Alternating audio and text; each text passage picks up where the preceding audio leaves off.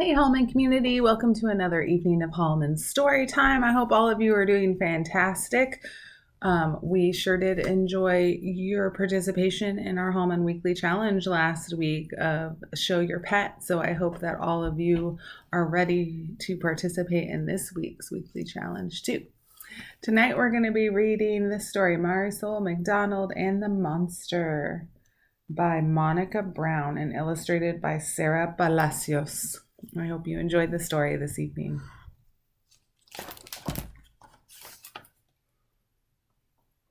Looks like there might be a dog in the story. That makes me happy. You know how much I love doggies. My name is Marisol McDonald, and I like words that begin with the letter M. Why do you think she likes words that begin with the letter M?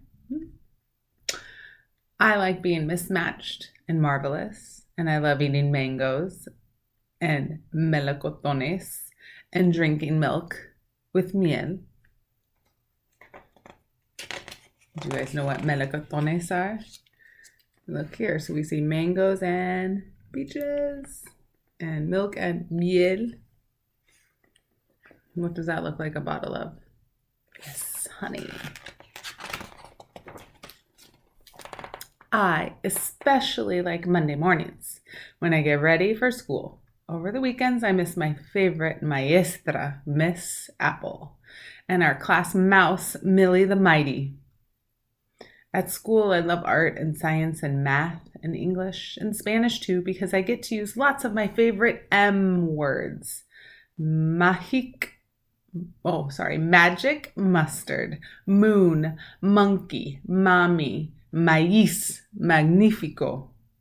And of course, I love to swing on the monkey bars too.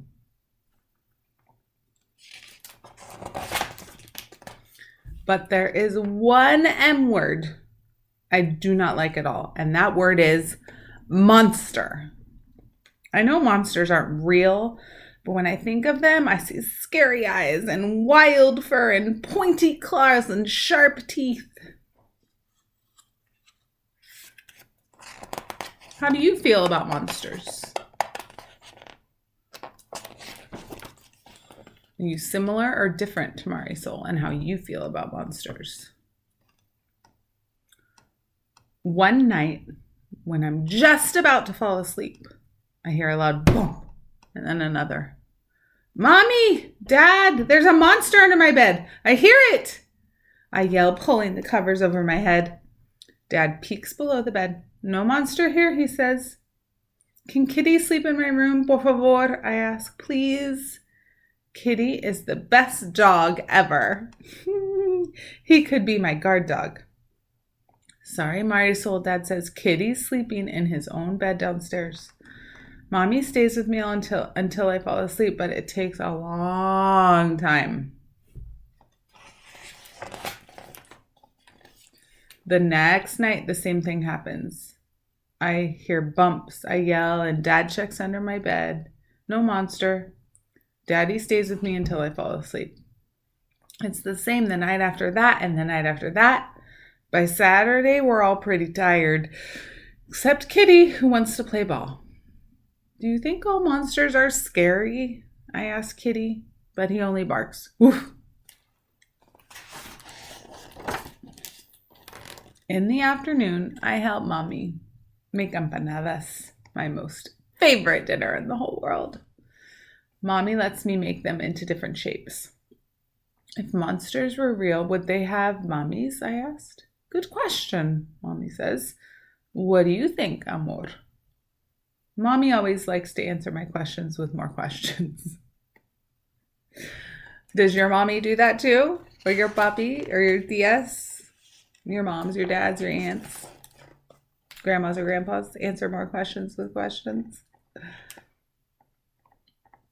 After dinner, my big brother Juan and I do the dishes. What do monsters look like? I asked. Do they all have scary eyes and wild fur and pointy claws and sharp teeth? Marisol, one says, you're too old to believe in monsters.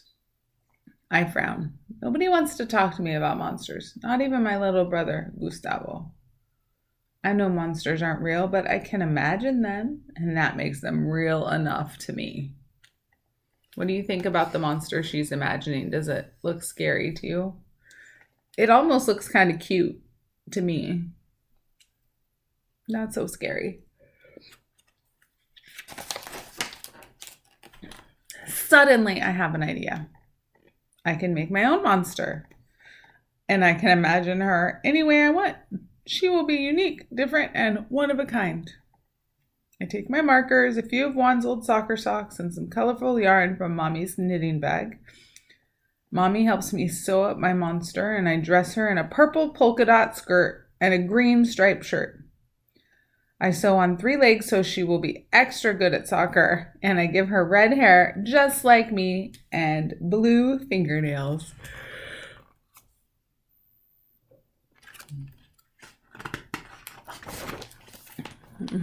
There she is. I name my monster Melody because that's a nice name and Melody is a nice monster. Who says monsters have to be scary or mean anyway? Probably the same people who think purple polka dots and green stripes don't match. Then I make a cardboard box into a little house for Melody. Gustavo helps me decorate it with hearts and peace signs. Melody's house fits right under my bed.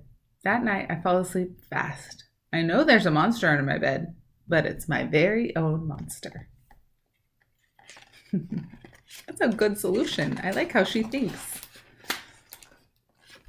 But then, oh no, in the middle of the night, I hear a really loud bump. And all of a sudden, I'm wide awake. I open my mouth to yell for Mommy and Dad, but I don't need to. They are already in my room. And my brothers are right behind them.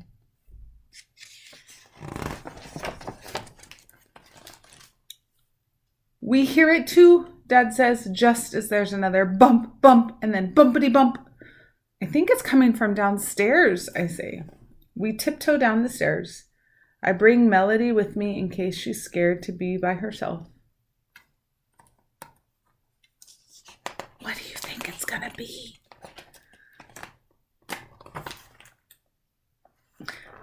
Bump, bump, bumpity bump. As we get closer to the kitchen, the bump's getting louder. Dad turns on the light. Kitty is not asleep in his bed.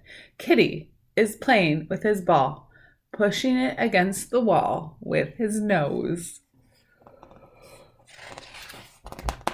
Silly dog. It turns out the monster making noise under my bed does have eyes and fur and teeth, but he isn't scary at all. I give Kitty a great big hug, then I look up at my parents. Mommy, Dad, I say, I think this monster needs company.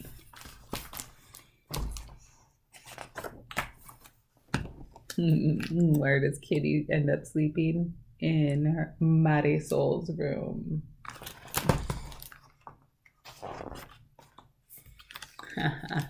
That was a great story. I hope you all enjoyed it. Have a great week, and we'll see you next week, okay? You guys take care of yourselves. Have fun doing your distance learning this week with your teachers. We still miss you bunches, and we look forward to hopefully seeing you all in September. Bye.